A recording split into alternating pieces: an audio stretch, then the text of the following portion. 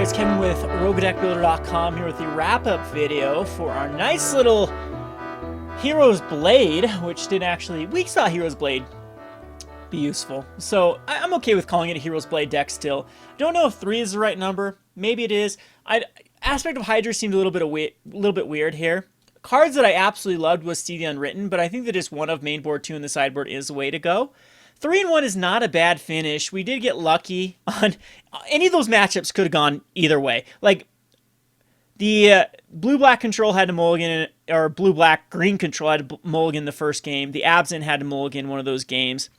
The red deck kept a very, very greedy hand and got punished for it, and then had a really good hand with us stuck on lands on the other game, on the game number 3, and then the white-green aggro deck had to mulligan as well. So it could have gone either way with any of those matchups. But what I do like about this deck is a deck that can compete and beat any deck. Now, if you are worried about the red route, you could go into the Nylea's Disciple for the Devotion, or Courser Crewfix, I could see also being utilized in this deck.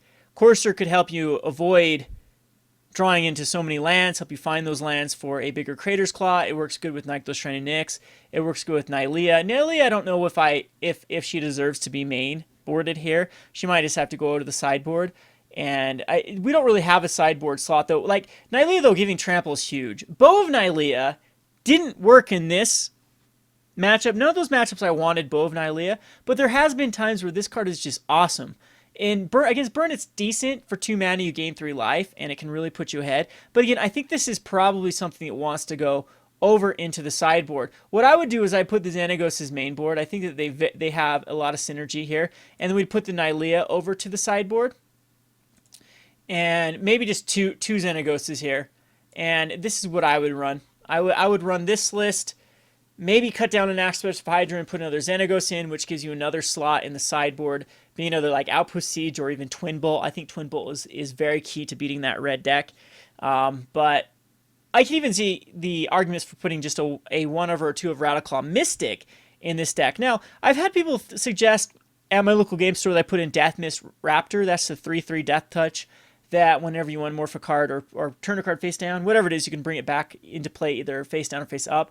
There just isn't enough cards, I think, in this deck that are morphing around, but it definitely is an option. Another card that I have had in the sideboard before is Heir of the Wilds. Heir of the Wilds, a 2/2 Death Toucher for 2 mana, gets put... In fact, I think that's what I'm going to do at this point is maybe instead of the Xenagoses, I think I'm just going to go down to 1 of Aspect of Hydra. That kills me to do so, but I think it's too much with the Crater's Claws and the See the Unwrittens that I will put in a Heir of the Wilds.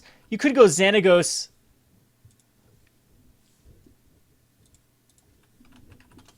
Fanatic of Xenagos is another card that I think could easily be in here, but I think Heir is another 2 slot that you do want. And this way... Absent Beastmaster I wasn't too impressed with. I'm just going to go ahead and cut them completely. And this allows us the 2 Heir of the Wilds. Might want to go up to another one. We can throw the Xenagos back over.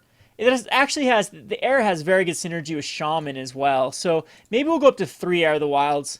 And I want to leave in this 1 of Aspect of Hydra right now. I thought 25 lands was perfect. I could see the point in cutting lands and going more Rattleclaw Mystics. Rattleclaws as well have very good synergy with Shaman of the Great Hunt, or even big Crater's Claw or Xenagos, but there's really not much we need red in this deck for. The Rattleclaws are a 2/1, and I could even see the point of running them over Heir of the Wilds, but it's really a crapshoots here. It doesn't, that's not a bad option, but I don't know, and it does ramp you into the faster Polukranos. So, for right now, I'm going to try 1 or 2, maybe 2. We'll throw back an Heir of the Wilds over to the sideboard. And then, it does give you more synergy with Xenagos as well. Sorry, I'm lagging really bad. It might not let me finish this. And maybe Aspect of Hydra. Love this card. The cool thing with Aspect of Hydra is it does have a lot of synergy with... Yeah, we can just cut lands, actually. So I'm going to cut a mountain and a forest and go down to 23 lands with the Rattleclaw Mystic. And That allows us to have more explosive draw with the Rattleclaw. I think 3 Heirs is the right play. I have all the cards here. I don't know why it's give me an error here, but this probably will be a little more consistent of a list of being able to ramp in. It means that we have a lot more things to do on turn 2 than just cast a Hero's Blade if we don't have an Elvish Mystic.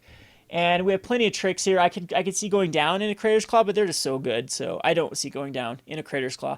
Polukranos could go down. Yasova could go down. We could add... One of the cards I did think about is Fanatic of Xenagos. This card is a card that I have liked in the past, with being a trample is huge. We saw how huge it is. And it gets +1/+1 and gets the Fanatic, or the Ferocious online no matter what.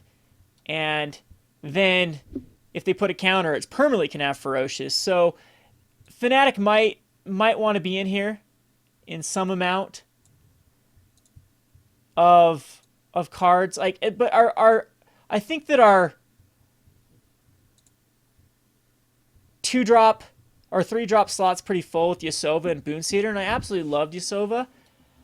The 4/2 was very, very good, getting the Ferocious online permanently, and this ability of you didn't get to see me take control of anything, but there's plenty of games that I've taken control of huge stuff like Dragon Lord Atarka is something against a heroic deck. I was able to take a huge heroic card. At one point, I baited out the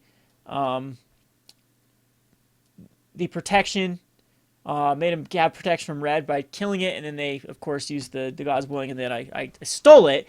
Just they should have seen that coming, and then it swung in for the win. But I've been able to. What I'm trying to say is I've been able to take huge cards with the Yasova and then just swing for the win. Does it really require 4 here? Maybe just to diversify it, you do go for some Fanatic of Xenagoses. Mistcutter, I think, deserves a spot with all the black-blue control. I think that it saw pretty decent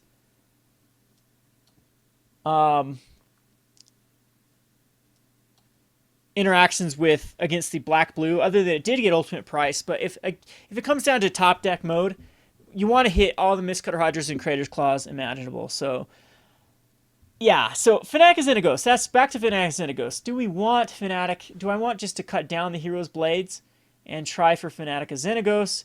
And maybe we just do that, because I end up cutting a lot of blades. And we're going to I'm just going to try 2 Fanatic of Xenagoses. And I think we'll just cut a Yasova, as we don't want too many of them handed, even though they did seem to die a lot. And I think this works out pretty well. Another card you could definitely go is the Goblin Rabble Master, which also has very good synergy with the Shaman. But then we might be changing the feel of this deck too much. But I overall like this a little bit better. Still has the Hero's Blade in there as that kind of trick.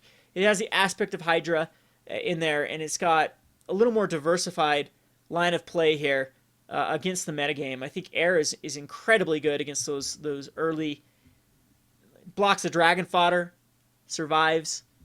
And yeah, so Rattleclaw might end up getting the cut too. I don't know. I don't know exactly how I'd have to playtest this a lot to see exactly what route will go. But I'm liking this so far. I think it's got a lot of different angles to attack the format, and it's been very successful with me now as a 3-1 finish on MTGO, as well as multiple top finishes at my local game store. So I think I'm definitely gonna keep a hold of this, and yeah. I think we'll play some more games with this maybe in a week or two, maybe on Twitch. Again, I apologize for Twitch. My internet connection has been so spotty. It's an area-wide thing. I actually still have 2 internet connections, as my contract with the other internet connection doesn't run out till the end of April, and my new internet connection just was started. So we actually have 2, and I was bouncing back and forth between the 2, and they're both going out. So that just tells me it's a regional thing here in rural Utah. Sometimes there's basically just one major connection that runs into the city, and then if that gets interrupted, all the internet service providers get interrupted. But anywho, we're going to be Twitching live. My debut will be next Tuesday. It'll be Tuesday, I guess, the 21st of April. I'm also going to announce the Tiny Leaders Animar competition winner. I know it's been over a month.